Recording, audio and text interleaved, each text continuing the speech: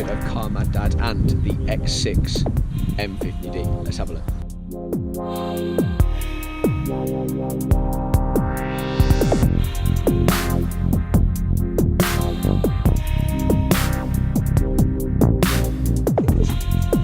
Where's the key? Welcome to the X6 M50d. Huge thank you to the guys at Rybrook BMW in Worcester, Rob Hayward and Tom Sparks, for lending me the car. The 6 Series is currently in for some service and some light repair work because someone has kindly brushed past the rear bumper and left a load of white paint on it. So that's being sorted at the moment, so I'm excited to get her back later. In the meantime, I just spent a bit of time in the car. I've got the guys from Middlebrook Media who've just done some shooting around the car and the inside, so that hopefully when I'm talking to you about some of what I'm going to go through, you get an idea of how that all works and what it all looks like, etc. So yeah, so onto the car. So X6 M50d, it's a 3 litre tri-turbo, 380 brake horsepower, 560 pound-foot of torque machine.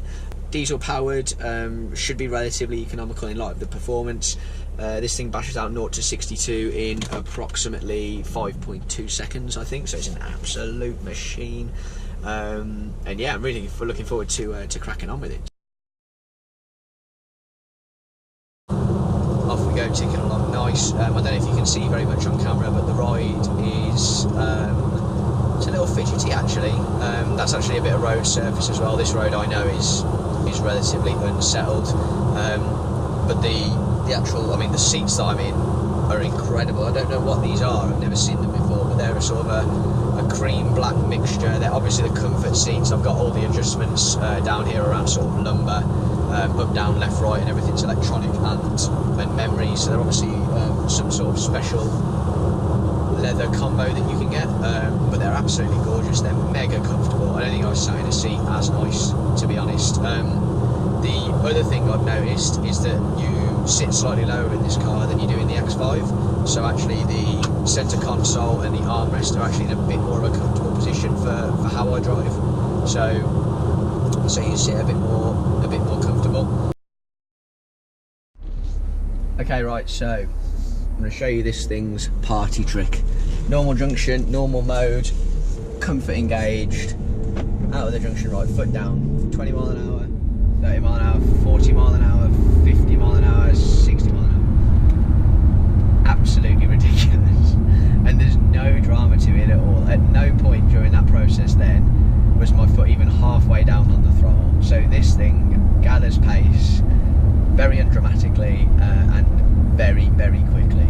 Out of the junction, 10, 20, I've put my foot down now, 30, 40, 50, 60, yes, absolutely projects you.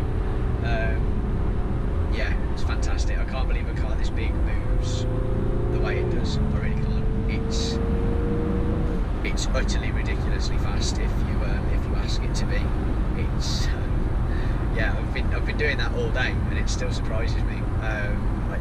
I don't know what the stats are actually compared to my 640, but I tell you what, it's close. It's really close. And it's not as dramatic about it, but you are blatantly aware that you're making good pace. Yeah, it's incredible, really. So the dash is a really pleasant place to be. iDrive system works really well, etc. Eco Pro mode engages lots of other things, so it will do things like coast and recharge and so on and so forth. So the coasting, I find this is a bugbear that I have with my 6 as well. I don't fully understand why you can't ask the car or select as an option the car to coast in comfort mode. That's a real bugbear of mine because I think that would make all the difference in comfort, to be honest. And the problem with Eco is when you turn on Eco Pro, you put all your heated seats on and your heated steering wheels and everything else, and it dumbs all that down to make the car more efficient, which is fine, but actually if I want all my heating on full blast and I just want the car to coast without having to mess with the automatic gearbox and engage neutral all the time, I think that should be something that's available, so get on it, BMW. There's not too much drama in the cabin, so the one thing that this car doesn't do, but something like my 640D does. Doesn't seem to be any noise coming through the speakers with regards to the engine, so there's no sort of audible engine noise that they're pumping into the cabin for sort of fake sound effects or anything, or not that I've noticed. Although I could be proven wrong there, you know, maybe someone knows better than I do. And if it is coming in, it's certainly not as obvious as the 6 Series that I'm driving at the moment, which I'm on the way to go and get. Yeah, it's been absolutely fantastic. The yeah, as surprising cars go, I don't think the only other thing that surprised me in a different way, but has surprised me as much, was the M140 when I originally took an M140 out. Otherwise, yeah, there's not many other things that have performed beyond my expectation as well as this car. So a huge thank you to everyone at Rybrook BMW in Worcester. They've been fantastic in facilitating me and looking after everyone ongoing. We've got some exciting things coming up in the pipeline now, but if there is anything you want to sort of get in touch about, what you like, what you don't like, etc., you know, hit me up on the channel, on the comments. Let's get this thing started. And yeah, thanks for tuning in. I'll see you guys soon.